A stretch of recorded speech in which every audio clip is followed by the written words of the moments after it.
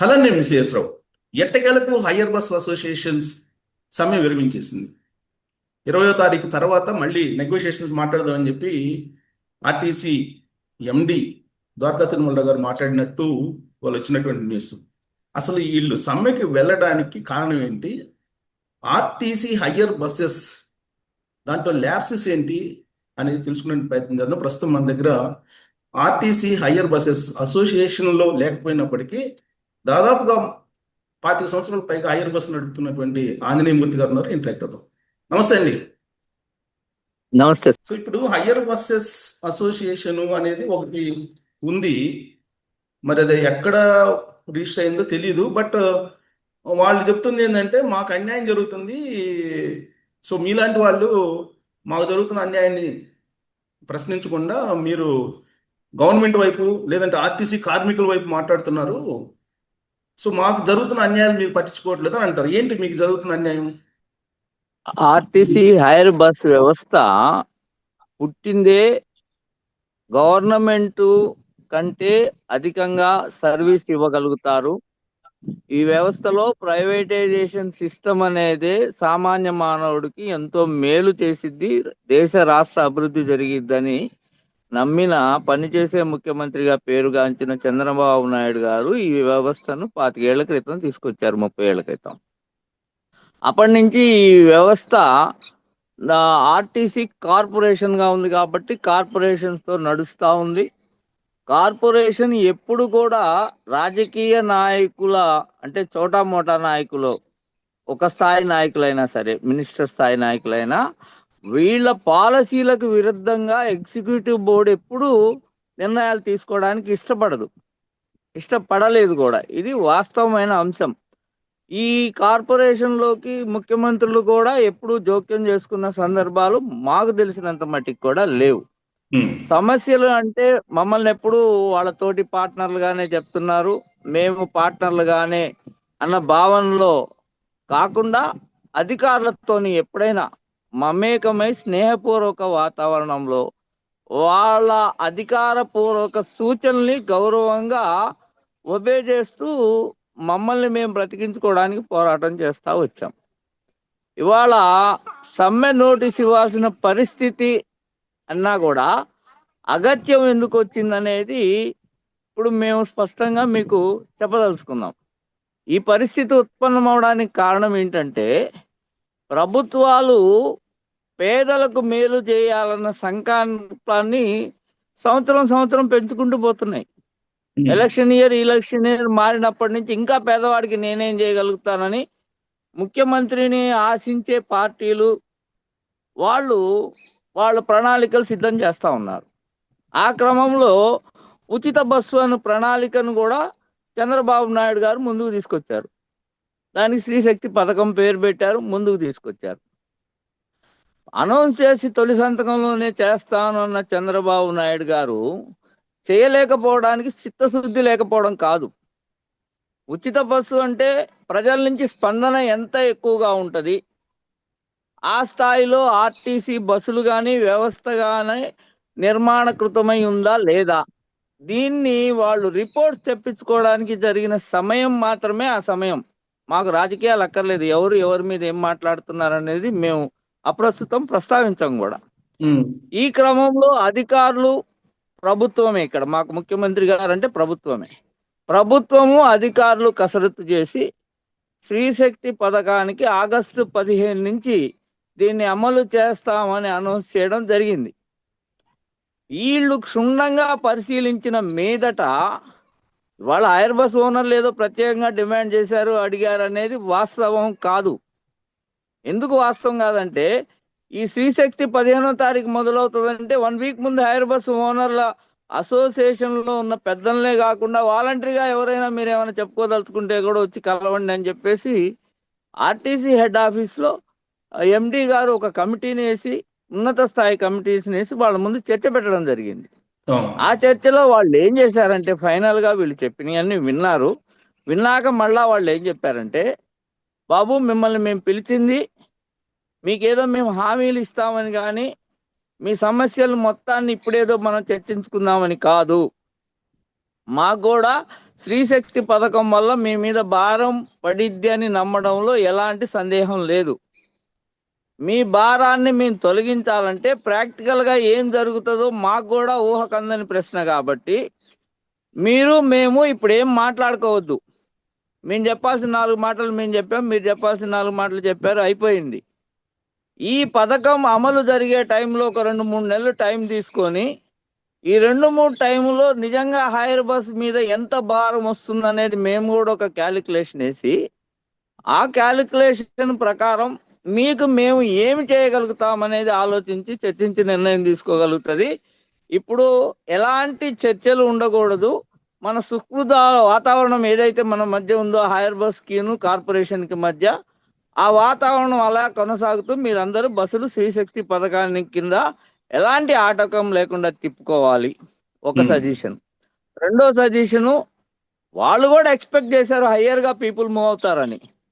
టైర్లు గతంలో కంటే కూడా ఇంకా కొద్దిగా ఎక్కువ బటన్ ఉన్నప్పుడే మీరు తీసేయాలి, లేకపోతే టైర్లు పగిలిపోయే ప్రమాదాలు జరిగే అవకాశం ఉంటుంది. కాబట్టి వాటి లెవెల్స్ ని మార్చేయండి. అంటే గతంలో 3 mm అనుకున్నాం అనుకోండి, దాన్ని 4 or 5 mm ముందే తీసేయండి బటన్ కని వాళ్ళ ఉద్దేశం. అది ఒకటి చెప్పారు. రెండోది ఏంటంటే హ్యాండిల్స్ బస్సులో ఖచ్చితంగా ఉండాలి. హ్యాండిల్ రాడ్స్ ఏవైతే ఉన్నాయో బస్సులో మధ్యలో రాడ్స్ ఉన్నాయో వాటి బోల్ట్లు ఉన్నట్లు ఇట్లాంటివన్నీ కూడా ఖచ్చితంగా చేయండి. అంటే హెవీ అయినప్పుడు వాటి మీద భారం పడుతుంటది కాబట్టి సీట్ వెల్డింగ్స్, ఎమర్జెన్సీ డోర్ కాడ సీట్లు, ఇట్లాంటి విషయాల్లో వాళ్ళు మళ్ళా నామ్స్ డిక్టేట్ చేయడం జరిగింది. దానికి హైర్ బస్ అసోసియేషన్ వాళ్ళందరూ కూడా ఏకగ్రీవంగా ఎలాంటి మాట్లాడకుండా కింద స్థాయి నాలాంటి హైర్ బస్ ఓనర్స్ దాకా కూడా ఆ విషయాలన్నింటినీ ప్రసారం చేసి ఇప్పుడు మనం ఏం మాట్లాడద్దు, మేము ఉన్నాం, మేము మాట్లాడతాం, మీరు బస్సులు మాత్రం శ్రీశక్తికి ఆపకుండా తిప్పాల్సిందే అన్నారు. సరే, ఓనర్లు తిప్పుతా ఉన్నారు.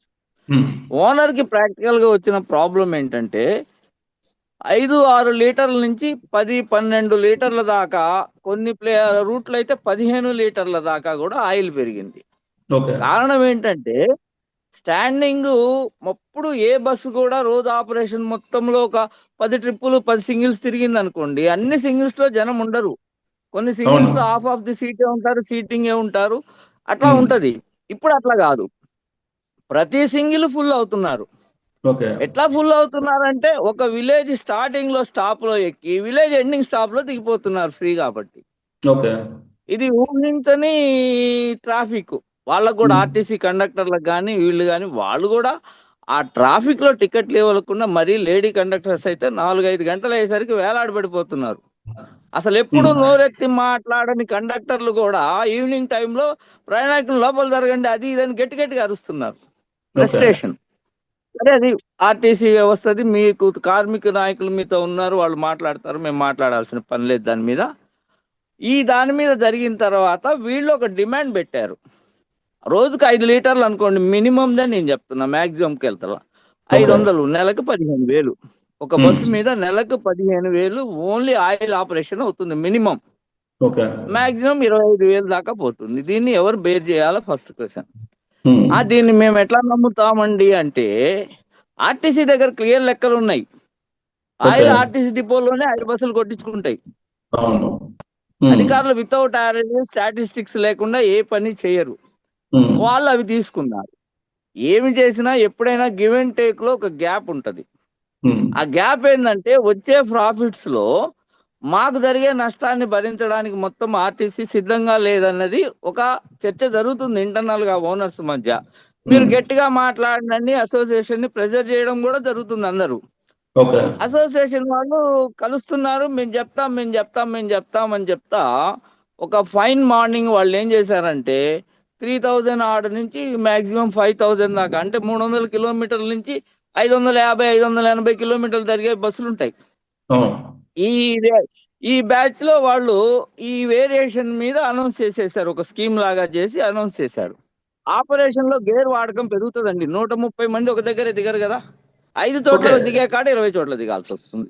వీటన్నిటిని దృష్టిలో పెట్టుకొని వాళ్ళు ఏంటంటే కాదు మాకు ఇది సరిపోదని డిమాండ్ చేయడం జరిగింది. ఆ డిమాండ్ కి మీ అయిపోయింది ఏమి చేయలేము అన్నది ఎక్కడికక్కడ. అధికారులంతా ఎట్లా ఉంటారంటే ఎవరు నెయిల్స్ కట్ చేసుకోరు. ఏటీఎం కార్డు నుంచి మనం స్టార్ట్ చేస్తే ఎండి గారి దగ్గర పోయేసరికి మేము బస్సు ఎగ్జాక్ట్లీ. ఆపడం అనేది తప్పే కదా అనేది మాకు కూడా అంతరాత్మ ఎస్, ఘోషిస్తుంది. కానీ ఆగస్టు ఎగ్జాక్ట్లీ మూర్తి 15 గారు. నుంచి ఇప్పుడు దాకా వాళ్ళు లేకుండా. మూర్తి గారు, చెప్పండి. ఇప్పుడు నేను అడిగే పాయింట్ ఏంటంటే, ఒకటి సంక్రాంతి రోజు స్త్రీశక్తి పథకం అనేది మహిళలకు సంబంధించి సంక్రాంతి రోజు డిమాండ్ ఉంటుంది. ఎగ్జాక్ట్ గా సంక్రాంతి రోజు టార్గెట్ చేయడం అనేది ప్రభుత్వాన్ని టార్గెట్ చేసినట్టు కాదా?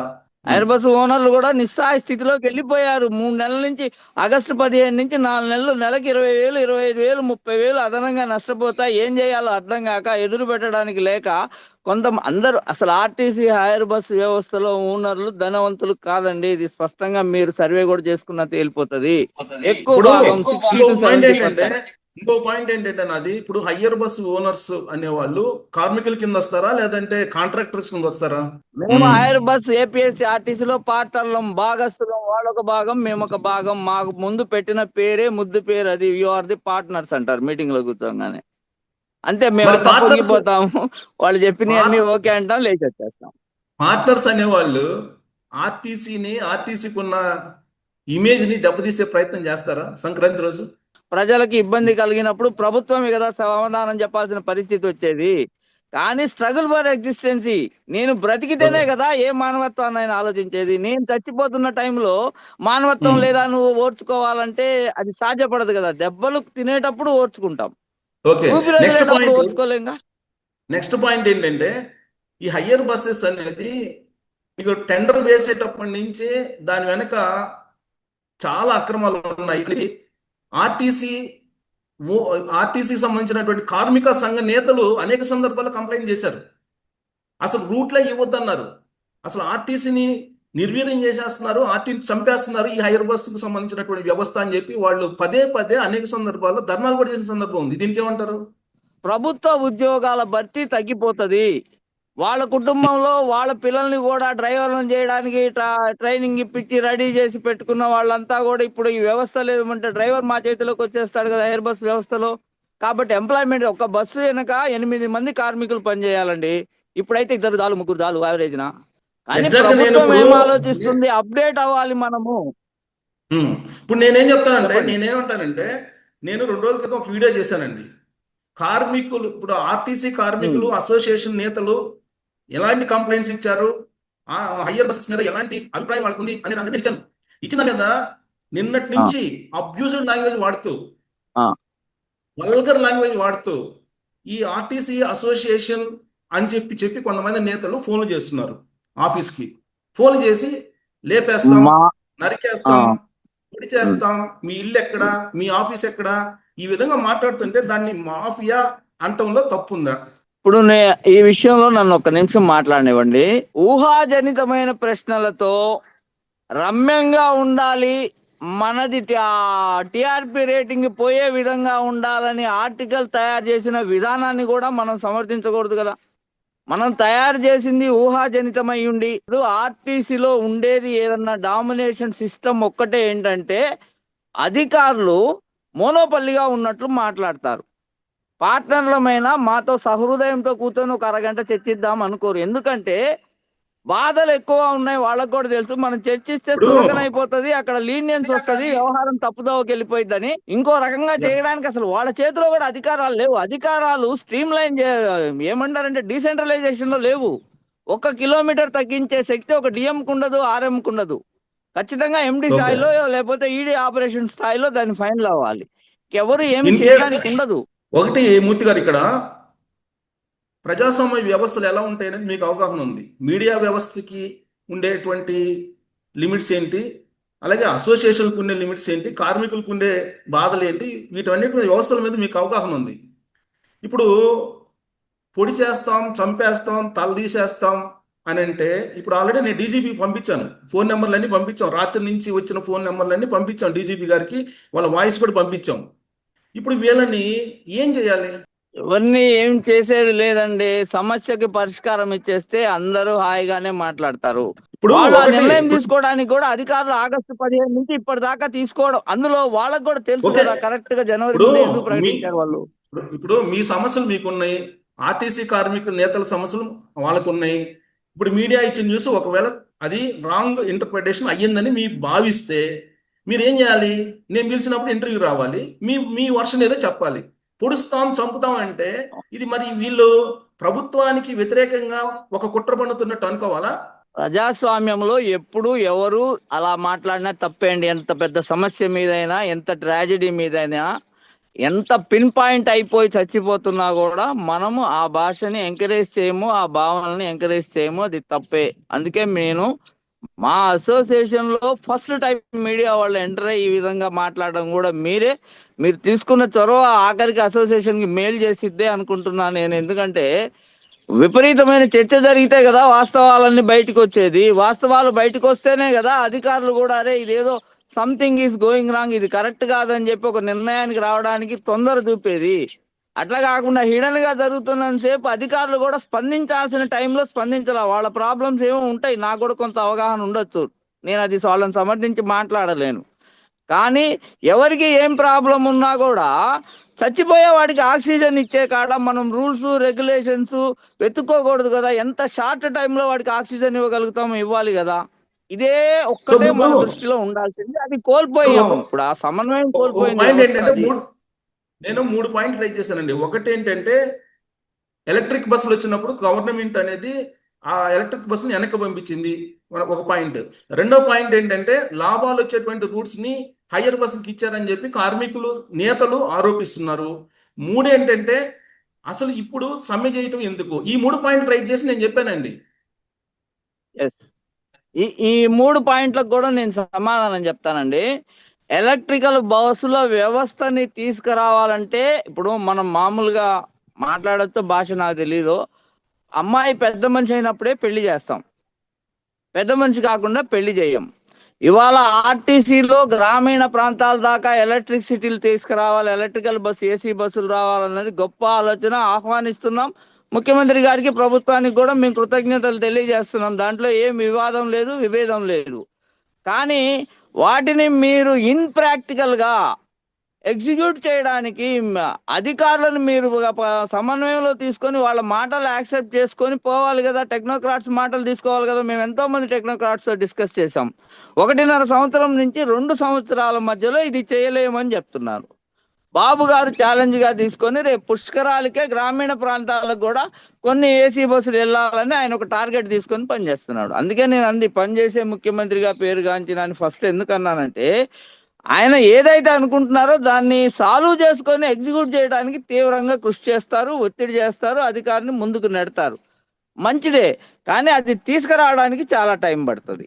ఇక్కడ మనం స్త్రీశక్తి పథకాన్ని అమలు చేసే ముందు 18 నెలలు ఆగి రిపోర్ట్స్ తీసుకొని రిపోర్ట్స్ లో లోపాలను అవగాహన చేసుకున్నారే కానీ మీరు అక్కడ కూడా ప్రాక్టికల్ గా బస్సులు పెంచలేదుగా. ఓకే. పోనీ ఏసినాక 4 నెలల్లో కూడా బస్సులు పెంచడానికి ఒక ప్రయత్నం జరగలేదు కదా. ఎలక్ట్రిక్ ప్లస్ ఒక జియో కూడా ఇచ్చున్నారు, నాకు తెలిసి అది రద్దయిందో ఉందో తెలియదు, నాకు మిడిమిడి నాలెడ్జ్ కూడా అనొచ్చు. డీజిల్ బస్సులు ఇంకా మనం కొనకూడదని చంద్రబాబు నాయుడు ఒక జియో ఇష్యూ చేశారనేది ఒక వాయిస్ ఉంది. అవును. డీజిల్ బస్సులు కొనకూడదు, అవును. డీజిల్ బస్సులు కొనకూడదు, ఎలక్ట్రికల్ బస్సులు రావడానికి 2 ఏళ్ళు అవుతుంది. అధికారులు చచ్చిపోతున్నారు. ప్రజలకి సర్వీస్ అందించే కాడ ప్రభుత్వ మాటని, హైర్ బస్ ఓనర్ల ఇబ్బందిని, ఈ మూడింటిని సమన్వయం చేయలేక అధికారులు కూడా నలిగిపోతున్నారు నా లెక్కలో. ఇప్పుడు సిఎన్జి వాళ్ళు అది బస్సులు తీసుకొస్తా ఒప్పుకోరు, ఉంటున్నారండి. మాట్లాడరు. సిఎన్జి బస్సులు తీసుకొస్తా ఉంటున్నారు ఫస్ట్, తర్వాత ఎలక్ట్రిక్ బస్సులు వస్తున్నాయి. సో ఇప్పుడు నేను సరే, నేను అనేది ఏమైనా ఏంటంటే బస్సు పక్కన బస్సు రావాలి కదండి. వచ్చినాక కదా బస్సు మ్యానుఫ్యాక్చర్కే ఇప్పుడు ఇవ్వాలి. నువ్వు ఛాయిస్లు కొని బస్సులు పెట్టినా 4 నెలలు, 1000 బస్సులు రావాలంటే ఖచ్చితంగా 6-7 నెలలు. ఇప్పుడు ఈ 3 పాయింట్స్ రైట్ చేసినందుకు ఆర్టీసీ అసోసియేషన్ ప్రెస్ ఎవరో మరి సంథింగ్ నాకు తెలియదు. అసలు అసోసియేషన్ సంబంధించి మెంబర్స్ ఎవరు ఉన్నారో నేను గూగుల్లో కొట్టి చూస్తే ఎక్కడ నాకు కనపడలా. అది ఒకటి ఉంది అని చెప్పేసి అంటున్నారు తప్పితే అది ఎక్కడుందో తెలియదు. వాళ్ళు ఎవరో వాళ్ళ పేర్లు చెప్పుకొని నానా రకాలుగా మాట్లాడుతుంటే ఇప్పుడు మరి దీనికి సొల్యూషన్ వచ్చిద్దా ఈ విధంగా మాట్లాడినందువల్ల? అసలు మీడియాతో ఫైర్ ఎక్స్చేంజ్ పెద్ద పెద్ద రాజకీయ పార్టీలే చేయవండి. ప్రభుత్వాల నిర్ణయాల మీదే మీడియా చాలా ఎన్నో ఊహాజనితమైన ప్రశ్నల్ని, సమస్యల్ని ఒక పెద్ద ఉపద్రవాలుగా, తుఫాన్ లాగా సృష్టించి చూపించిన సందర్భాలు ఎన్నో ఈ ఆంధ్రప్రదేశ్ లో నా వయసులోనే నేను చూశాను. చిన్న వయసులో వాళ్ళైనా కూడా చాలా సందర్భాలు చూశారు. ఇది పరిష్కారం కాదు. కానీ నేను చెప్పేది అదే, ప్రెస్టేషన్. పొద్దున ఇంతకు ముందు ఎప్పుడు నేను ఇప్పుడు చూడంగా స్టేషన్లో ఒక్క ఇప్పుడు మాట మూర్తి గారు కూడా నేను మాట్లాడని కండక్టర్స్ సాయంత్రం టైంలో జనాల మీద విరుచుకుపడుతున్నారు. ఇప్పుడు అది వాళ్ళు నేను తప్పు చెప్పేది చేస్తున్నట్టు ఏంటంటే కాదు. మూర్తి గారు, లోపల జరగండి అంటే ఒకసారి జనంలో 130 మంది నిలబడినప్పుడు ఈ చివరికి ఆ చివరికి ఒక సింగిల్లో తిరిగేసరికి వాళ్ళ శరీరం ఏమవుతుంది? అందుకనే వాళ్ళకి సమస్యలు ఫ్రస్ట్రేషన్ ఇప్పుడు వస్తుంది. ఇప్పుడు నేను వీళ్ళకి అనేది కూడా ఏంటంటే అదేనండి. 25,000 ఇప్పుడు నెలకి నష్టపోతున్నప్పుడు వీళ్ళలో కూడా ఫ్రస్ట్రేషన్ ఉంటది కదా! ఉంటుంది. దాన్ని కానీ ఇప్పుడు మీరు సహృదయంతో తీసుకోవాలి. నేను చెప్పేది మీరు ఏంటంటే ఇప్పుడు పొగిడించుకోండి. మీరు వాస్తవాన్ని బయటికి తీసుకోండి ఇంకా. అవసరంలా పొగడ్తలు అవసరం లేదండి. పొగడ్తలు అవసరంలా. నాకు జర్నలిజం నేర్పించింది ఏంటంటే 30 సంవత్సరాల నుంచి సమాజం పొగడ్తంటే కోసం సమాజ వ్యవస్థను హితం, కాపాడినట్టు మీకు గుర్తింపు ఇవ్వడం అంటే వ్యవస్థ వ్యవస్థను కాపాడాం. కాపాడబడుతుంది అనే అంశం మీద చర్చకు పోతుంది. అవును, వ్యవస్థను కాపాడటానికి ఆర్టీసీ అనేటువంటి వ్యవస్థ సమాజంలో ఉండాలి. ఆర్టీసీ వ్యవస్థ బలహీనపడితే ఏమవుతుందో ఇప్పుడు చూస్తున్నాం. సంక్రాంతి సందర్భంగా ఒక్కొక్కరు విజయవాడ నుంచి హైదరాబాద్కి 5,000 వసూలు చేస్తున్నారు. కాబట్టి ఆర్టీసీని 3,000 కాపాడటానికి, 3,000 మేము ప్రభుత్వ 5,000 వ్యవస్థను కాపాడటానికి, ప్రభుత్వాన్ని ప్రజల కోసం ఉంచడానికి మేము ప్రయత్నం చేస్తున్నామండి. దాంట్లో భాగంగా మేము చెప్పింది ఏంటంటే, తెలంగాణలో హైయర్ బస్సులు ఉన్నాయి, కర్ణాటకలో ఆ, ఈ మహిళలకి ఉచిత బస్సు ఉంది, తెలంగాణలో ఉంది. ఒక్క ఆంధ్రప్రదేశ్లోనే ఇంత అగ్రెసివ్గా సంక్రాంతి రోజు ఎందుకు పెట్టారు అని చెప్పి అడుగుతున్నామండి. అది అడిగినందుకు ఎస్, ఇప్పుడు మా ఇంట్లో వాళ్ళని, మా ఇంట్లో తెలంగాణలో ఉంది, కర్ణాటకలో ఉంది. మీరు అక్కడ ఇక్కడ తేడాలని మీరు మీరు టేబుల్ తయారు చేయండి. అక్కడ ఎన్ని బస్సులు ఉన్నాయి? ఒక రూట్ లెంగ్త్ 35 కిలోమీటర్లు ఉన్న రూట్ లెంగ్త్ లో ఇప్పుడు గతంలో 15,000 16,000 కలెక్షన్ ఇచ్చే బస్సులు ఇవాళ 30, 28, 32, 36,000 కూడా ఇస్తున్నాయి కలెక్షన్. అంటే మీకు ఎంత పాపులేషన్ ని వాళ్ళు మోస్తున్నట్టు? ఇప్పుడు ఉచిత బస్ అనగానే ఆర్టీసీ దగ్గర రికార్డ్ ఏం లేదు, ఎవడెక్కాడో ఎవడు లేదని మనం మాట్లాడుకోవడానికి లేదు. ఫ్రీ బస్ మహిళకు కూడా టికెట్ కొడుతున్నారు. అవి కలెక్షన్ సిస్టమ్ లో కనబడుతున్నాయి. మరి అంత ఎక్కువ మంది జనం ఎక్కేటప్పుడు ఇది ఎట్లా అవుతుంది? ఇది ప్రభుత్వ వైఫల్యం కూడా నేను అనను. రాష్ట్ర ప్రభుత్వం ఆర్థికంగా ఎన్నో ఎదుర్కొంటుంది. స్త్రీశక్తి పథకం ఇవ్వడం అనేది ముఖ్యంగా అండి, గ్రామీణ ప్రాంతాల నుంచి టౌన్లోకి వెళ్ళే మాల్స్ లో పనిచేసే మహిళలు, షాపుల్లో పనిచేసే వాళ్ళు, 10,000కి 8,000కి ఉద్యోగం చేసే వాళ్ళందరికీ ఇది నిజంగా 4,000 కడుపులో పోవటానికి ఇచ్చిన ఇదే వ్యవస్థే. ఈ వ్యవస్థ కొనసాగించాలి. కానీ ఆ స్థాయిలో ప్రభుత్వాలు ప్రిపరేషన్ చేయడం లేదు. ఆర్టీసీ కూడా ఓకే, ప్రిపరేషన్ చేయడం లేదు. డెఫినెట్గా చెయ్యాల్సిందే, చెయ్యాలని చెప్పి మనం కూడా చెప్తున్నాం. కాకపోతే ఈ హయ్యర్ బస్సు అసోసియేషన్ అని పేరు చెప్పి ఆ లీడర్లు అని చెప్పేసి బండబూతులు ఇంట్లో వాళ్ళ ఇంట్లో వాళ్ళకి ఉంటారు కదా, కుటుంబ సభ్యులు ఉంటారు కదా, అవును, ఆ అవును. విఘ్నత అనేది మర్చిపోయి వాళ్ళు మాట్లాడినటువంటి మాటలు వింటే కనుక అసలు వాళ్ళు హయ్యర్ బస్సులు ఎలా నడుపుతున్నారు, వీళ్ళు అసలు యజమానులేనా అనిపిస్తుంది. అలాంటి వాళ్ళు మీ దగ్గర ఉన్నారు? అసలు అసోసియేషన్ అనేది ఉందా మీకు అసలు కన్స్ట్రక్టివ్గా? సార్, అసోసియేషన్ 30 ఏళ్ల నుంచి అసోసియేషన్ కన్స్ట్రక్టివ్ గా ఉంది. అసోసియేషన్ లో అన్ని రకాల వ్యక్తులం ఉన్నాం. అంటే అసోసియేషన్ లో ఒక లీడర్ ఏదైనా తప్పు చేస్తే ఇక్కడ వీళ్ళే గొడవ చేసి వాడిని గందరగోళం పట్టించే పరిస్థితి ఉంది. నేను యా- నేను కీలకమైన దశలో ఎన్నో సార్లు అసోసియేషన్ లో సమన్వయం చేయడానికి నేను కూర్చొని సమన్వయం చేసిన సందర్భాలు కూడా ఉన్నాయి. ఇదేం నేను ఇప్పుడు ప్రెస్ మీడియా ఓపెన్ గా చెప్తున్నా కాబట్టి రేపు నేనైనా తలంచుకొని చేతులు కడ నేను సమన్వయం చేసిన అంటే అసోసియేషన్ పగిలిపోయిద్దేమో అనే పరిస్థితుల్లో సమన్వయం చేసిన సంఘటనలు కూడా ఉన్నాయి. అది కాదు, ఇది జనరల్ గా మోటార్ ఫీల్డ్ వ్యవస్థ ఎట్లా ఉంటదంటే అండి, ఎడ్యుకేటర్స్ క్యాలిక్యులేషన్స్ తెలిసి ఒక మీరు చెప్పే సఫిస్టికేటెడ్ గా పాలిష్డ్ పర్సనాలిటీస్ ఉండవు. మరి ఐదో వాళ్ళే తరగతి చెప్తున్నారు ఇప్పుడు చదువుకొని ఇందాక. లారీలకు వస్తాం సార్, నేను చెప్తా ఇప్పుడు వినండి. 5వ తరగతి చదువుకొని లారీలకు వస్తాం, లారీల నుంచి హైర్ బస్సులకు వస్తాం, హైర్ బస్సుల నుంచి లారీ. ఇది వ్యవస్థ వేరు. మీరు చూసే వ్యవస్థ ఇంకోటి ఉంది. ₹1,00,00,000, 1,50,00,000, 2 కోట్లు పెట్టి ట్రావెల్స్ వేస్తారు చూడండి. వాళ్ళు ధనవంతులు ఉంటారు, సఫిస్టికేటెడ్ ఉంటారు, వాళ్ళకి రాజకీయ నాయకులతో సంబంధాలు ఉంటాయి, వాళ్ళు అన్ని రకాలుగా వ్యవస్థలో బలంగా ఉంటారు. ఈ హైర్ బస్ ఓనర్ ఒక చిన్న యాక్సిడెంట్ అయితే పోలీస్ స్టేషన్ పోవాలంటే 3 ఓనర్లను పిలుచుకొని మేము పోయి కూర్చొని బతిమలాడుకొని అవతల వాళ్ళతో మాట్లాడుకొని చాలా గందరగోళమైన పరిస్థితి ఉంటది. ఇక్కడ డామినేటెడ్ గా వాడు ఒక రూట్ లో చిన్నపాటి యాక్సిడెంట్ కూడా మేనేజ్ చేసే పరిస్థితి ఉండదు. ఇది వాస్తవం. మీరు గ్రౌండ్ లోకి వెళ్ళండి. ఇప్పుడు ఇప్పుడు ప్రతి ట్రావెల్స్ వ్యవస్థలో అట్లా ఉండదు. ప్రతి వ్యవస్థలో లోపాలు ఉంటాయి. ప్రతి వ్యవస్థలో లోపాలు ఉంటాయి. వాటిని సార్ట్అవుట్ చేసుకోవాలి. ఎలా సార్ట్అవుట్ చేసుకోవాలి? ప్రజాస్వామ్యతంగా సార్ట్అవుట్ చేసుకోవాలి. మీరు మీ సమస్యలు మీడియాకి చెప్తే మీడియా ఎక్స్పోజ్ చేస్తూ ప్రజల మధ్య తీసుకెళ్తుంది. మీరు తిడుతూ ఫోన్లు చేసి ఒకటండి ఇక్కడ బెదిరించి తలలు చేస్తామని చెప్పి ఇంటికి కాదండి. వస్తామని చెప్పి మీతో చేస్తామని చెప్పి మీతో వీళ్ళని ఎవరు ఏమనాలి? మాట్లాడారో సార్, మీతో ఎవరు మాట్లాడారో ఎంత మాట్లాడారో నాకైతే తెలియదు. ఫస్ట్ పాయింట్, అలా మాట్లాడితే తప్పు అని నేను పదే పదే మీకు చెప్పడం కూడా జరుగుతుంది. రెండో పాయింట్ ఏంటంటే, ఇక్కడ బాగా సెన్సిటివ్ అయిన వ్యాపారం ఆర్టీసీలో హైర్ బస్సు వ్యవస్థ అండి. ఎందుకంటే ప్రజలతో క్షణం క్షణం మమేకమయ్యేది ఆర్టీసీ వ్యవస్థ. ఒక బస్సు మీకు ఉమ్, ఆ కొండగట్టు కాడ ఒక బస్సు యాక్సిడెంట్ అయితే వరంగల్ డిపో మేనేజర్ని సస్పెండ్ చేసి ప్రభుత్వం రాజీనామా చేయాలని డిమాండ్కి పోయింది. అవును. అంటే ఆర్టీసీ వ్యవస్థ అంటే ఇదేదో ఒక వ్యాపారం. మమ్మల్ని వాళ్ళు భాగస్తులు అనేది ఎందుకు, వ్యాపారం అని కాదు. మేము తాను ఆ బుద్ధితోని పార్ట్నర్లం అనే బుద్ధితోని మెలగాలన్న దానికోసమే మాకు వాళ్ళ అప్రిసియేషన్ ఇచ్చి మీరు పార్ట్నర్లను పక్కన కూర్చోబెట్టుకుంటారు. మీరు ఇక్కడ చెప్తుంది మీరు ప్రభుత్వం చెప్తుంది ఉండదు. ఒక వర్షను మీరు చెప్తుంది ఒక వర్షను నాతోటి మాట్లాడినటువంటి వాళ్ళు మేము చేసేది వ్యాపారం. ఒక్కొక్క బస్సు 50 లక్షలు 60 లక్షలు పెట్టి ఒక్కొక్కరు 4-5 బస్సులు కొన్నాము. మీరు మీ ఇష్టం వచ్చినట్టు న్యూస్ ఇస్తారా? మీ సంగతి తెలుస్తాం ఇలా మాట్లాడుతున్నారు. మేము చేసేది వ్యాపారం అని చెప్తున్నారు వాళ్ళు. సరే, ఇది యాక్చువల్ గా ఇప్పుడు 50,000 పెట్టినాక వ్యాపారం అనే పాయింట్ కూడా ఉంటది. మమ్మల్ని వాళ్ళు ఇన్వైట్ చేస్తున్నారు, మీరు మా పార్ట్నర్స్, మేము ఉమ్, కలిసి ఆలోచించాలని ఎందుకు చెప్పేదంటే, మనమంతా ప్రజల సర్వీస్ లో ఉన్నాము. ఏ చిన్న పొరపాటు జరిగినా నీ ఒక్కడికే కాదురా బాబు నష్టము, సంస్థ ఉద్యోగులం హెడ్లం మేము తలంచాలా, పైన ముఖ్యమంత్రి స్థాయి దాకా కూడా తలంచాల్సిన పరిస్థితి వస్తుంది. Operation should be clear and fair and perfect. కాబట్టి మనం అవును. కలిసి సమన్వయంతో పనిచేయాలా వాళ్ళు చెప్పేది అధికారులు. ఇవన్నీ ఓకే.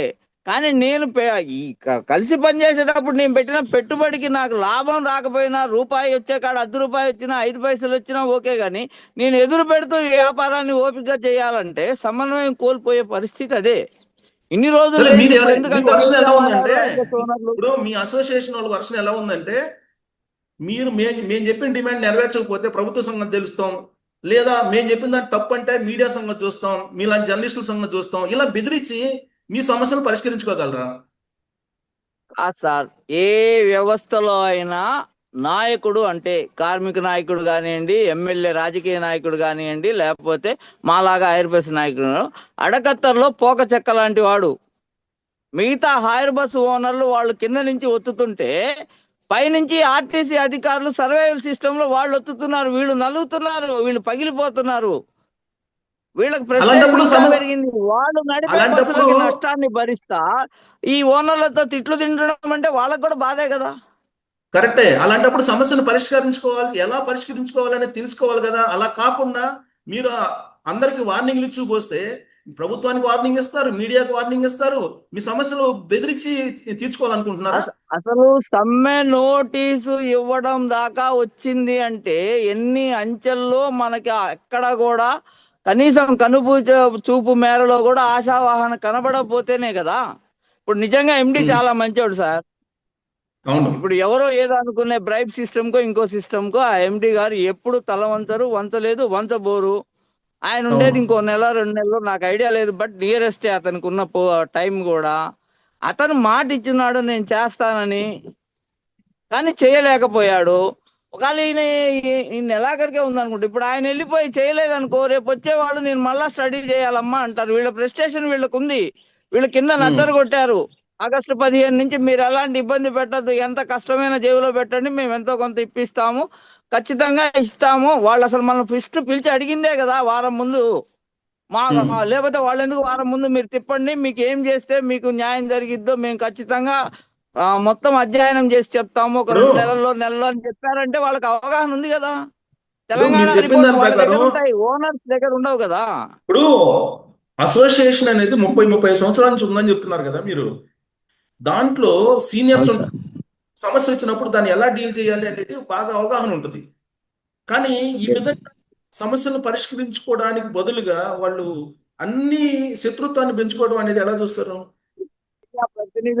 ముఖ్యంగా మీడియా ప్రతినిధులకి ఈ దేశంలోనే కాదు ప్రపంచంలో, మన రాష్ట్రమే కాదు ఎక్కడైనా కూడా కొలిక్కి రాని సమస్యల్ని ఒక సొల్యూషన్, కనీసం అట్లీస్ట్ లాజికల్ కంక్లూడ్ కైనా తీసుకురాగల సమర్థత ఒక మీడియాకే ఉంది, ఇంకా ఏ వ్యవస్థకి లేదు.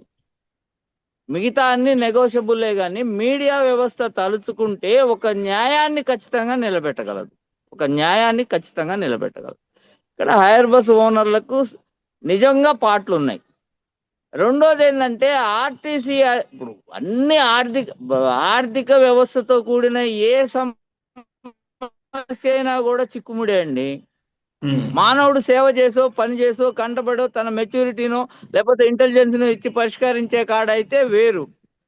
ఆర్థికంగా కూడుకున్న సమస్య కాబట్టి ఏంటంటే ఇందులో అన్నీ ఉంటాయి. మీకు రాగం, ద్వేషం, కోపం, అవును దండన, బానిసత్వం అన్నీ ఉంటాయి. ఇందులో అవును. లేనిది అంటూ ఉండదు ఆర్థికంతో ముడిపడిన. నేను ఇంకో పాయింట్ ఏంటంటే రైట్ చేసిన ఆ వీడియోలో చెప్పండి.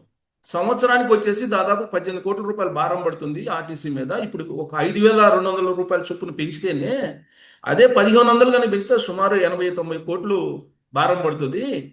మరి ఇది ప్రభుత్వానికి ఇంత భారం, ఇప్పుడు ఐఆర్ బస్సులకి ఇవ్వడానికి ఇంత భారం ప్రజల మీద మోపాలి కదా. అలాంటప్పుడు అసలు ఎందుకు ఈ ఐర్ బస్సులు తీసేసి సిఎన్జి బస్సులు, ఎలక్ట్రిక్ బస్సులో పెట్టుకోవచ్చు కదా అనేది ఒక సూచన చేసి ఆ వీడియోలో దాన్ని కూడా వాళ్ళు తప్పుపడుతున్నారు. ఇక్కడ ఇప్పుడు నేను కూడా ఇది సరైన సూచనగా నేను కూడా అంగీకరించను.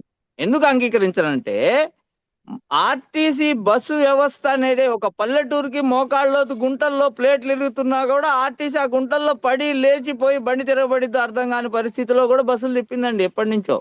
ఇప్పుడు రోడ్డు వ్యవస్థ కొంత మెరుగై ఉంది, నేను ఒప్పుకుంటా. ఆ రోజుల్లో కూడా తిప్పారు. అంటే ఇది మనం పూర్తిగా ప్రజా సంక్షేమానికి, ప్రజలు బ్రతకడానికి, బయటికి రావడానికి, వాళ్ళకి తిరగడానికి ఆ స్వేచ్ఛని, ఆ స్వాతంత్రాన్ని, అవకాశాన్ని ప్రభుత్వాలు ఇవ్వాలి, భరించాలి. ఆ కోణంలోనే కదా ఇలా పేదవాళ్ళు 8,000 10,000 చేసే వాళ్ళకు ఉపయోగపడిద్ది. కూరగాయలు మారుమూల సముద్ర ప్రాంతాల నుంచి మూల ప్రాంతాల్లో పండించి ఆ కూరగాయలు తెచ్చి టౌన్లో అమ్ముకొని, గ్రామాల్లో అమ్ముకొని, పెద్ద విలేజ్ల్లో అమ్ముకునే శ్రామిక మహిళా లోకానికి కూడా ఇది ఆసరా ఇద్దనే కదా ఈ పథకం తెచ్చింది. ఈ పథకంలో ప్రభుత్వానికి ఓటు బ్యాంక్ అని రాజకీయ నాయకులు మాట్లాడుకుంటారండి. కానీ ఆర్టీసీ వ్యవస్థలో ఉన్న నేనేమంటానంటే ఇది ఖచ్చితంగా below poverty line, poorer to the poorer పీపుల్కి ఒక పెద్ద ఆక్సిజను. ఓకే. ఈ ఇప్పుడు ఆక్సిజన్ ఇవ్వడానికి ప్రభుత్వం నిర్ణయించి నడిచేటప్పుడు లాభ నష్టాలు ఇక్కడ మనం చూడకూడదు. మనం ఒక కార్పొరేట్ వ్యవస్థను తీసుకొచ్చి వాడికి 1000 కోట్లు, 500 కోట్లు, 200 కోట్లు, 100 కోట్లు భూములు మనం ఇచ్చి ఎలక్ట్రిసిటీ ఇన్ని సంవత్సరాలు ఉచితం అని చెప్పి రోడ్లేసి ఇన్ఫ్రాస్ట్రక్చర్ ఇచ్చి ఎందుకు చేస్తున్నాం? ఓకే. వ్యవస్థ దీర్ఘకాలికంగా వాళ్ళు పట్టుకొమ్మలు అవుతారని. ఇంకో పాయింట్ ఏంటంటే నేను రైట్ చేసింది, జగన్మోహన్ రెడ్డి గారు అధికారంలో ఉన్నప్పుడు 2019 నుంచి 2024 మధ్యలో ఆయన ఇచ్చినటువంటి రూట్స్లో ఎస్సీ ఎస్టీ బీసీలకి 50% అన్నాడు. ఇవి చాలా వరకు బినామీ పేర్ల మీద, వాళ్ళ పేర్లేమో అటు ఉన్నాయి, బట్ వీళ్ళే రన్ చేసేదేమో వేరే వాళ్ళు, వీళ్ళంతా బడా కాంట్రాక్టర్లు, వీళ్ళు కొంతమంది మాఫియాగా ఉన్నారు అనేటువంటి పదాన్ని ఉపయోగించా దాన్ని అభ్యంతర పెడుతున్నారు. అది వాడరా అనేటువంటి పదమా? నిజంగా 50% వ్యవస్థ ఎస్సీలను ఆయన క్రింది స్థాయిలో అధికారులను పంపించి నిరుద్యోగులకు ఎంకరేజ్మెంట్ ఇచ్చి బ్యాంకర్లను కూర్చోబెట్టి వాళ్ళు సర్వైవల్ అవ్వడానికి ఏదన్నా ఒక ఈ ఆర్టీసీలో రిటైర్డ్ ఉద్యోగులను కమిటీ వేసి ఏదన్నా ఎంటర్ప్రీనర్స్ ని అతను నిలబెట్టాడా? పాలసీ గొప్పది, నేను యాక్సెప్ట్ చేస్తా. 50% ఎస్సీ ఎస్టీలకు రిజర్వేషన్ ఇవ్వమని. అసలు 50% ఇవాళ ఉన్న హైర్ బస్ ఓనర్లో 50% ఎస్సీ ఎస్టీలు ఉన్నారా? ఆ పాయింట్ నేను రైట్ ఉన్నారా? చేసింది. నేను రైట్ చేసిన ఆ పాయింటే. ఈ రోజైనా నేను రైట్ చేసిన ఆ పాయింటే. అది లేదు. కొంతమంది లేదంటే నేను మాఫియాగా చెప్పేదంటే ప్రభుత్వ ఉద్దేశాలు మంచిగానే ఉంటాయండి. ఇక్కడ మేము కూడా చెప్పేది అదే. చంద్రబాబు నాయుడు అయినా, జగన్మోహన్ రెడ్డి అయినా, ఎవరైనా కానీ ముఖ్యమంత్రి హోదాలో వాళ్ళు నిర్ణయం తీసుకున్న స్త్రీ సంక్షేమ పథకం కానివ్వండి, లేదు 50% ఎస్సీలకి సబ్సిడీలు ఏర్పాటు చేసి చేయాలని గతం కంటే కూడా ముఖ్యమంత్రి వాయిస్ చేశారు. కాబట్టి కొంతమంది వచ్చి చదువుకున్న యువకులు వచ్చి కొంతమంది పెట్టి తిప్పలేక బస్సులు ఆపేసి ఏ బస్సు తీసుకోవాలో తెలియక, ఇప్పుడు అందులో కూడా బ్రాండెడ్స్ ఉన్నాయి. అన్ని బ్రాండెడ్ సక్సెస్ఫుల్ బ్రాండెడ్స్ కాదు కదా మేనేజ్మెంట్ కి. ఆ బ్రాండెడ్స్ ఉన్నాయి, వాటిని వాళ్ళు తీసుకోవడంలో, సెలక్షన్ చేయడంలో, ఇంప్లిమెంటేషన్ లో ఫెయిల్యూర్ అయ్యారు ఎంటర్ప్రీనర్స్. ఏ ప్రభుత్వం అయినా మేము చెప్పేది ఏంటంటే ఒక్కటే సార్, ప్రభుత్వాలు మీరు సంక్షేమ పథకాలు తెచ్చినప్పుడు మూలాల దాకా అధ్యయనం చేయడం కాదు, ప్రాక్టికల్ గా వాటిని సక్సెస్ఫుల్ చేయడానికి ఏం మెజర్స్ తీసుకోవాలో, ఏ మెట్లు ఏర్పరచాలో, ఏ అంచెల్లో ఎవరిని ఏర్పరచాలో అన్న దాని దగ్గర కూడా కొంత ప్రభుత్వం ధనం ఇన్వెస్ట్మెంట్ చేసి చేయకుండా స్కిల్ డెవలప్మెంట్ అని ఒక మాట ఎలా వాడుతున్నామో, కమ్యూనికేషన్ సిస్టమ్ ని డెవలప్ చేయాలని ఎట్లా మాట్లాడుతున్నామో అట్లా ఇది కూడా ఒకటి. దీన్ని అవును. చేయకుండా ప్రభుత్వాలు వాళ్ళు అనుకునే రీచ్ కాలేరు. ఇప్పుడు దీంట్లో కూడా రీచ్ కాలేదు. జగన్మోహన్ రెడ్డి రీచ్ కాలేదు. ఇవాళ చంద్రబాబు నాయుడు గారు చూపించే కళ మంచి గొప్ప కళే. ఎలక్ట్రిక్ బస్సులు తీసుకొచ్చి 4 నెలల్లో 3 నెలల్లో ఆయన కూడా రీచ్ కాలేరు. ఇంత ఇప్పుడు మటుకు నేను మేము ఫ్యాక్ట్, ఇప్పుడు ఎందుకంటే ఆ ఫీల్డ్ లో నేననేది ఉన్నోళ్ళం ఏంటంటే కాబట్టి చెప్తున్నాం. ఇప్పుడు హయ్యర్ బస్ అసోసియేషన్స్ వాళ్ళు రాత్రి నుంచి మా వాళ్ళకి ఫోన్ చేసి నా నెంబర్ అడగటం, నా అడ్రస్ అడగటం, ఇవన్నీ పక్కన పెడితే వాళ్ళు సరే ఇవన్నీ నేను మామూలే 30 సంవత్సరాల నుంచి చూస్తున్నాం ఇలాంటి బెదిరింపులు. అది కాదు నేను అంటుంది. ఇప్పుడు నేను ఆ పదాన్ని ఉపయోగించి ఏమన్నానంటే ఎస్సీ ఎస్టీ బీసీలకి 50% అన్నారు. ఆ 50%లో వేరే వాళ్ళు మాఫియాగా ఏర్పడి తీసుకున్నారు, ఎస్సీ ఎస్టీలకు బెనిఫిట్ కాలేదు అని చెప్పి నేను అన్నా. దాంట్లో వాస్తవం లేదా? అది కూడా ఏం జరగలేదు సార్. ఇతరులు కూడా, ఎందుకంటే నేను సోషలిస్ట్ని సార్ మొదటి నుంచి కూడా. వ్యవస్థలో మార్పు రావాలని ప్రగాఢంగా పనిచేసిన వ్యక్తులు మేము ఒక్కళ్ళు. ఎంత చేశామో, ఎంట్రుకంటే ఇంకా సన్నగా చేశామో అది వేరు విషయం. ఎక్కడా కూడా ఈ వ్యవస్థలో ఇతర కులాలు ఎస్సీలని తమ బంధువులుగాను, తన అన్నదమ్ములుగాను, తన దగ్గర వాళ్ళగాను కలుపుకోలేదండి మానసికంగా. అవునవును, అది ఓకే. ఆ కలుపుకోలేని లోపాన్ని మనం గనక దృష్టిలో తీసుకుంటే ఎవరు ఎవరిని నమ్మి పెద్ద పెట్టుబడులు పెడతారు? సరే, నేననేది బస్సు 50 లక్షలు పెట్టి పెట్టేది ఒకళ్ళ మీద బినామీ పేరుగా సాంఘికమైనటువంటి. పెట్టాక మళ్ళా అతని దగ్గర తీసుకోవడం సాధ్యమైద్దా అనేదే పెద్ద క్వశ్చన్ గా ఉంటది ఎక్కడ పోయినా ఎస్, కూడా. అదే నేను నేను కాబట్టి క్వశ్చన్ అది ప్రాక్టికల్ గా జరగలేదు. నేను అనేది అదే. ఇప్పుడు సాంఘిక అంతరాలు ఉన్నాయి, వాటిని కాదనలేము. కాకపోతే బాగా. వాళ్ళ ఎస్. వాళ్ళని అడ్డు పెట్టుకొని కొంతమంది మాఫియాగా ఏర్పడ్డారనే దానికి ఇష్టానుసారంగా మాట్లాడుతున్నారు. ఒకటి ఓకే, మాట్లాడారు. రెండు, ఇప్పుడు హయ్యర్ బస్సులు రన్ అవుతున్నాయి కదా, రన్ అయ్యే దాంట్లో డ్రైవర్కి ఉండాల్సినటువంటి మెడికల్ ఫిట్నెస్ దాంట్లో మ్యానిపులేట్ చేస్తున్నారా లేదా? లేదు సార్.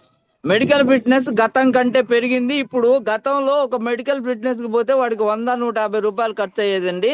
ఇవాళ 2000 నుంచి 5000 ఖర్చు చేపిస్తున్నారు డాక్టర్లు.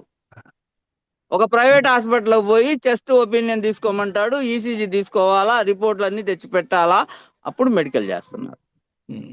ఇంకొక డౌట్. అంటే సార్, నేను ఎవరికి ఫేవర్ కాదు, ఇంకోరాని కాదు.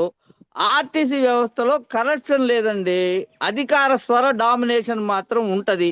వాళ్ళకి ఏంటంటే ఇది మోటార్ ఫీల్డ్ కాబట్టి వాళ్ళ ఎంప్లాయీనైనా రన్ చేయాలంటే అలా బిహేవ్ చేయకపోతే చేయలేమో అన్న అభద్రతా భావం ఉంటది. మా మీద కొద్దిగా ఎక్కువ ఉంటది, అంతే. ఇప్పుడు ఆర్టీసీ అసోసియేషన్ కి సంబంధించినటువంటి నేతలు ప్రతిసారి ఈ హైయర్ బస్సు ఓనర్స్ గురించి రకరకాలుగా చెప్తుంటారు. అనేక కంప్లైంట్స్ ఉంటాయి. ఆ కంప్లైంట్స్ ఆర్టీసీలో ఉన్నాయి కదా, ఆన్ రికార్డ్ ఉన్నాయి. అయితే నేననేది ఏంటంటే ఇప్పుడు మీకు ఆర్టీసీ బస్సులకి డిపోల్లో డీజిల్ మీకు అందజేస్తున్నారు కదా, అది బెనిఫిటే కదా మీకు? బెనిఫిటే. బెనిఫిట్ అంటే ఎట్లా బెనిఫిట్? మేము బయట అయినా అదే రేటు కొట్టించుకుంటాము. బయట కొట్టించుకుంటే వాస్తవంగా మాట్లాడితే మాకు ఇంకా కాస్త తక్కువ వస్తుంది. అంటే రోజు 70 లీటర్లు ఖచ్చితంగా కొట్టించుకుంటాం అనుకో ఒక బస్కి, వాడు మాకు బయట బోర్డు మీద కనబడే రేటు కంటే ఒక 50 పైసలు, 40 పైసలు, 60 పైసలు తగ్గించి ఇస్తాడు మాకున్న రిలేషన్ బట్టి, మేము చేసే ప్రాంప్ట్ పేమెంట్ని బట్టి. ఇక్కడ ఆర్టీసీలో మాకు అది ఉండదు. ఏ రేట్ అయితే వాళ్ళు ఫిక్స్ చేసి ఇస్తారో వాళ్ళు వచ్చి అదే రేట్ మీద పోతా ఉంటది. ఏ ఆర్టీసీ మంత్ ఆ తక్కువ వస్తుంది మంత్ కదా వాళ్ళు డిసైడ్. బయట అయినా మార్కెట్. మాకు ఇక్కడ ఓనర్లకు ఒక అడ్వాంటేజ్ ఉంది ఆర్టీసీలో. ఆయిల్ కొట్టించడం ఏంటంటే ఓనర్ బండి అమ్మటం ఉండాల్సిన పని లేదు. డ్రైవర్ తీసుకొని డిపోలోకి పోతే ఆయిల్ కొట్టేస్తారు. అక్కడ కరప్షన్ లేదు, మ్యానిపులేషన్ లేదు. ఒక్క పాయింట్ కూడా ఎక్కువ రాయరు, ఒక్క పాయింట్ కూడా తక్కువ రాయరు. ఎందుకంటే వాళ్ళు ఉద్యోగస్తులు కాబట్టి. ఇంకా అక్కడి నుంచి ఏమి చేయడానికి కుదరదు. సర్వేలెన్స్ ఉంటాయి, సిస్టమ్ లో ఉంటది, ఏం జరగదు. ఇంకో పాయింట్ ఏంటంటే తరచూ ఆర్టీసీ అసోసియేషన్ కొంతమంది నేతలు నాకు ఫోన్ చేశారు. అది చెప్తున్నా నేనేం సొంతగా ఎవరి మీద మాకు ద్వేషం ఉండదండి. అవును సార్. జర్నలిస్ట్ కి అదే అదే జర్నలిస్ట్ కి ఎవరి మీద ద్వేషం ఉండదు. మాకు రకరకాల మనస్తత్వాలు ఉంటాయి. ఉంటాయి. సో వాళ్ళు చెప్పేది ఏంటంటే వీళ్ళు చేసేటువంటి మ్యానిపులేషన్ కారణంగా ఆర్టీసీ కొలాప్స్ అవుతుంది. ట్రిప్పులు వేయకుండానే ట్రిప్పులు వేసినట్టు వాళ్ళకి మెన్షన్ చేసిన ట్రిప్పులు వేయకుండా స్కిప్ అవుతుంటారు. కరెక్ట్ టైంలో చేయాల్సిన టైంలో సేవ చేయరు. దీన్ని ప్యూర్గా బిజినెస్ అంటారు అని అంటారు వాళ్ళు. ఇది అబ్సల్యూట్లీ రాంగ్ అండి.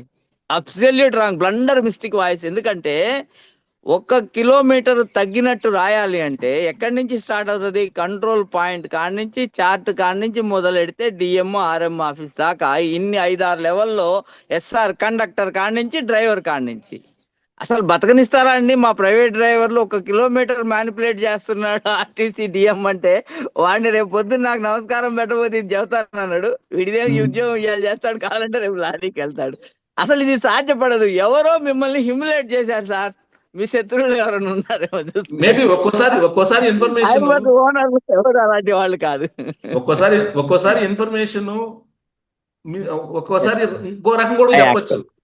అదేం తప్పలేదు. ఎస్, కానీ ఐ యాక్సెప్ట్. ఇంకోటి వాళ్ళు చెప్తుంది యాక్సెప్ట్. ఏంటంటే ఎంఓఈలో పొందుపరిచిన ట్రిప్పుల ప్రకారం వాళ్ళు ట్రిప్పులు వెయ్యరు. ఎంఓఈలో పొందుపరిచిన ప్రకారమే ట్రిప్పులు వేయబడతాయి. కానీ వాళ్ళకి ఏంటంటే, మాకు ఎంఓఈ ఇచ్చినప్పుడే 27 రోజులు ఖచ్చితంగా బస్ తింపాలి, 3 రోజులు వాళ్ళు తిప్పపోయినా మేము అడగడానికి లేదు, అదొక అగ్రిమెంట్. ఉమ్. ఆ 3 రోజులు కిలోమీటర్స్ ని ఏం చేస్తారంటే, కొంతమంది అధికారులు ఏంటంటే అత్యంత ప్రేమ ఆర్టీసీ వ్యవస్థ మీద, మధ్యాహ్నం పూట జనం ఉండరు కదా, ఒక సింగిల్ తీసేయాల్సింది మిగిలిపోయిద్ది కదా అన్న ఒక ఆలోచనతోని కట్ చేస్తారు. అలా కట్ చేసినప్పుడు వాళ్ళకి 2 లాభాలు ఉంటాయి. డిపో లాభాలు పెరుగుతాయి. ఎట్లా పెరుగుతాయి అంటే, అది ఓటీ బస్ అనుకోండి, పొద్దున 6 నుంచి సాయంత్రం 6, 12, 13 గంటల్లో తిరిగే బస్ అయితే ఓటీ ఉంటుంది. కండక్టర్కి 800 వస్తుంది. 1 కిలోమీటర్ కట్ చేసినా కూడా, ఒక సింగిల్ కట్ చేసినా 800 కండక్టర్కి ఇవ్వాల్సిన పని లేదు వాళ్ళు. ఉమ్. అప్పుడు డిపో డిఎం లేకపోతే ఆ సిఐ ఉంటుందో, ట్రాఫిక్ వాళ్ళు తమని తాము ఎక్స్పోజ్ చేసుకోవడానికి ఇలాంటి చర్యలు తీసుకుంటా ఉంటారు. ఉమ్. అవి అక్కడక్కడ కొన్ని జరుగుతాయి. అవి కూడా ఏంటంటే అగ్రిమెంట్ లో జరుగుతాయి, కానీ ఇంప్లిమెంట్ చేయాల్సిన అవసరం లేనప్పుడు. ఇప్పుడు మాకేమి ఇస్తారంటే అండి, వాళ్ళ అగ్రిమెంట్ లో ఫస్ట్ ఒక కండిషన్, బలమైన కండిషన్, 30 days లో మీకు ఎప్పుడైనా 30 days నోటీస్ ఇచ్చి మీ బస్సు మేము తీసేయచ్చు అని ఇస్తారు. మేమందరం సంతకం పెడతాం, గుడ్డిగా చాలా ఉంటాయి, అన్ని చదివి పెడతాం, అయిపోయింది, చదవకుండా కూడా పెడతాం. అసలు ఎక్కడన్నా ఆర్టీసీ వ్యవస్థ పుట్టినాల నుంచి ఇప్పుడు దాకా 30 రోజులు నోటీస్ ఇచ్చి తీసిన ఒక బస్సును చూపించండి. ఉమ్.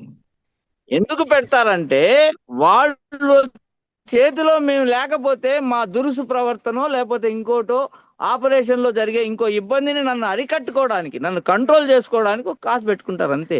అన్నిట్లో ఉంటాయి. మీరు రోడ్లు వేసే కాంట్రాక్టర్ కి ఉంటుంది అవును. అట్లా అంట, ఎనీ టైం టెండర్ లో ఉంటది, వితౌట్ నోటీస్ లాస్ట్ క్షణంలో ఒకటైనా రద్దు చేయొచ్చు, మొత్తం అయినా రద్దు చేయొచ్చు అంటారు. సరే, ఇప్పుడు దీనికి ఆక్యుపెన్సీ ప్రకారం మీ రేటు నిర్ణయిస్తే పరిష్కారం అవుతుందా ఈ సమస్యకి? అవుతుంది సార్. నాకు తెలిసినంత మటుకి ఎండి గారు కూడా సమస్య మీద స్పష్టమైన అవగాహనతోని, ట్రాన్స్పరెంట్ గానే స్పష్టతతో ఉన్నారు. ఈడీ ఆపరేషన్స్ కానీ మిగతా స్టాఫ్ కానీ అందరికీ స్పష్టత ఉంది. ఇక్కడ ఒకటే ఏంటంటే చెప్తేనే, ఆర్థికంతో కూడిన అంశం. ఉమ్. మనం ఆర్టీసీ వ్యవస్థను బ్రతికించాలంటే ఇవాళ ఈ స్టెప్కి వెళ్ళిపోతే రేపు దీన్ని లాంగ్ రన్ చేయలేము కదా, ఏమవుతుందో. ఉమ్. దీన్ని ఎట్లా చేయాలనే క్వశ్చన్ కాడే వాళ్ళ మీమాంస ఉంటుంది. ఖచ్చితంగా మేము అనుకున్నంత మాకు రాదు, వాళ్ళు అనుకున్నతోని వాళ్ళు సరిపెట్టలేరు. ఈ ఎండి గారు తను వెళ్ళిపోయే సమయం లోపలే ఖచ్చితంగా ఈ సమస్యను అందరూ ఆనందపడే విధంగా చేయగలుగుతారని, చెయ్యాలని మీ ద్వారా వాళ్ళని నేను సవినయంగా కోరుకుంటూ. మేము ఉండేది సమస్యని వీలున్నంత వరకు అన్ని కోణాల నుంచి బయటికి తీసుకొస్తే దానికి ఎక్కడో దగ్గర సొల్యూషన్ వస్తుంది అనేది మా తాపాత్రయం. ఎప్పుడు కూడా జర్నలిస్ట్ అనేవాడు అదే ఆలోచిస్తాడు జనరల్గా. కానీ ఇప్పుడు మీకు ఎండి నాకు తెలిసినంత వరకు ద్వారకా తిరుమలరావు గారు అన్ని కోణాల నుంచి ఆలోచిస్తారు, ప్లస్ నిష్పక్షపాతంగా ఆలోచిస్తారు. నిజాయితీపరుడు ఆయన, నాకు తెలుసు. తర్వాత ఆయనకి ఎండిగా మళ్ళా ఇంకో 2 సంవత్సరాలు వచ్చే అవకాశం కూడా ఉంది డెఫినెట్గా. ఎందుకంటే ఉండొచ్చేమో సార్, అది స్త్రీ మాకు శక్తి తెలియదు. ఎందుకంటే స్త్రీ శక్తి పథకం అనేది ఇప్పుడు కీలకం ప్రభుత్వానికి. దాన్ని విజయవంతంగా అమలు అవును, చేస్తున్నారు ఆయన. సో కాబట్టి అవును, ఎక్స్టెండ్ చేసే అవకాశం కూడా అవును. ఉంది. మీ సమస్యకి ఖచ్చితంగా ద్వారకా తిరుమలరావు గారు శాస్త్రీయబద్ధంగా అధ్యయనం చేసిన తర్వాత పరిష్కరిస్తారు, దీంట్లో డౌట్ లేదు, నాకు నమ్మకం ఉంది. కాకపోతే ఈ సార్, మధ్యలో కొంతమంది హయ్యర్ అసోసియేషన్ మేము నేతలమని చెప్పుకొని ఇష్టానుసారం మాట్లాడితే అది పొలిటికల్ యాంగిల్ వెళ్ళిపోతుంది. ఇప్పుడు ఏంటి రప్పరప్ప అన్నారు కొంతమంది. ఈ రప్పరప్ప అన్న వాళ్ళు ఏమనాలి? ఏ పార్టీకి సంబంధించినటువంటి వాళ్ళకి కొమ్ము కాస్తున్నారు? అసలు సంక్రాంతిలో ఈ సమ్మె పెట్టడం వాళ్ళ కుట్ర ఉందేమో అనేటువంటి అభిప్రాయాలు బయటకు వస్తున్నాయి ఇప్పుడు. ఏం లేదు సార్, నిజంగా ఇది కుట్రతో జరిగింది అయితే నిన్న చర్చలు సఫలం అనే పదం బయటికి రాదు. అది సఫలం కాదు నిన్న జరిగింది. వాలంటీర్ గా ఐర్ బస్ అసోసియేషన్ పెద్దలు ఎండి గారి మాటను గౌరవించి వారికి గతంలో ఉన్న ట్రాక్ రికార్డ్ మీద, నిజాయితీ మీద, నిబద్ధత మీద, వీళ్లకున్న ట్రస్ట్ను దృష్టిలో పెట్టుకొని ప్రజలు ఇబ్బంది పడకూడదన్న ఉద్దేశంతోనే నిన్న లాజికల్ కంక్లూడ్ గా లేచి వచ్చారు. ఎస్, సమస్య ఏం పరిష్కారం కాలా నా తెలుసు లెక్క నాకు, ప్రకారం కూడా. నాకు కూడా కానీ తెలుసు. పరిష్కారం చేయగల సత్తా ఉన్న వ్యక్తుల వాళ్ళ భాష భావనని గౌరవించి, రెండో పక్క ప్రభుత్వము ప్రజలు ఈ రెండిటిని కూడా దృష్టిలో తీసుకొని నిన్న లేచి వచ్చారు. ఇంకెవరైనా ఒకళ్ళు అటు ఇటు మాట్లాడినా దాన్ని పెద్దగా అందరం చర్చకు తీసుకెళ్లడం అనేది మంచి ఆలోచన కాదనేది, మంచి దృక్పథం కాదనేది నా భావన. మీరు మీ మనసుని గాయపడితే, చెప్పాం కదా, నేను ఒక హైర్ బస్ ఓనర్గా మీకు చెప్తున్నా కదా, మీ మనసు గాయపడితే మేము క్షమాపణ చెప్తున్నాం. దాన్ని మీరు సీరియస్ గా తీసుకోవాల్సిన పని లేదు. అసలు లేదు మీరు లేదు, వ్యవస్థలో ఎంత మందిని చూసింటారు సార్? రాజకీయ నాయకులు తిట్టే బూతులు ఇంకా దారుణంగా ఉంటాయి. మా నేను సీరియస్, వాళ్ళు కడుపు మండి హోల్డ్ కాలేని పరిస్థితుల్లో మాట్లాడిన మాటని పెద్దగా ఆలోచించాల్సిన పని లేదని భావిస్తున్నా. నేను సీరియస్గా తీసుకోలేదండి మూర్తి గారు. ఎందుకంటే నేను ఈ వాసలో 30 సంవత్సరాల నుంచి ఉన్నారు కాబట్టి తెలుసు, నాకు వాళ్ళ భావోద్వేగాలు తెలుసు, వాళ్ళని అర్థం చేసుకోగలను. కాకపోతే ఈ సమస్యని పక్కదోవ పట్టిస్తున్నారేమో రప్పరప్ప అని అనేది నేను ఒక రకంగా బాధపడుతున్నాను. ఏముండదు సార్, సమస్య పక్కదో పోదు సార్. ఎండి గారు ఖచ్చితంగా దీన్ని 30వ తారీఖు లోపల ఖచ్చితంగా ఆమోదయోగ్యమైన పద్ధతిలోనే పరిష్కారం చూపిస్తారని నేను నమ్ముతున్నాను. మీ ద్వారా వారిని సవినయంగా కోరుకుంటున్నాను. అందరు అధికారులని నేను సవినయంగా కోరుకుంటున్నా. మాకున్న బలమైన నమ్మకం కూడా ఏంటంటే, ఏ అధికారి కూడా మేము ప్రజెంట్ చేసిన అంశాల మీద విభేదించడంలా. కాకపోతే వ్యాపారం అన్నాక ఒక రూపాయి వస్తుంది, ఒక రూపాయి తగ్గుతుంది, మీ ప్రాఫిట్స్ కూడా కట్ చేసుకోండి శ్రీశక్తి కోసం అనో ఇంకోటో ఆలోచన చేసి వాళ్ళు ఏదైనా చెప్పొచ్చు. కానీ అంతకంటే ఏం లేదు. దీనికి ఖచ్చితంగా సొల్యూషన్ వస్తుంది సార్, నేను నమ్ముతున్నాను. రైట్, థ్యాంక్ యూ అండి మూర్తి గారు. డెఫినెట్ గా మీకు సొల్యూషన్ ఓకే సార్, వస్తుందని థ్యాంక్ యూ. చెప్పి అనుకుంటున్నాను నేను. ద్వారకా తిరుమలరావు గారు ఖచ్చితంగా, నాకు కూడా ఆయన ఏంటనేది తెలుసు. డెఫినెట్ గా మీ సమస్యను పరిష్కరిస్తారు. పరిష్కరించే కోణంలోనే ఉన్నారు ఆయన. కాకపోతే సంక్రాంతి సందర్భంగా ఇది మంచిది కాదని చెప్పి మీరు అన్నట్టు కొంత 20వ తారీఖు ఏదో పోస్ట్ పోన్ చేసినట్టున్నారు. సో సమస్య పరిష్కారం కావాలని అవును సార్. కోరుకున్నాను. Thank you. Okay, thank you sir.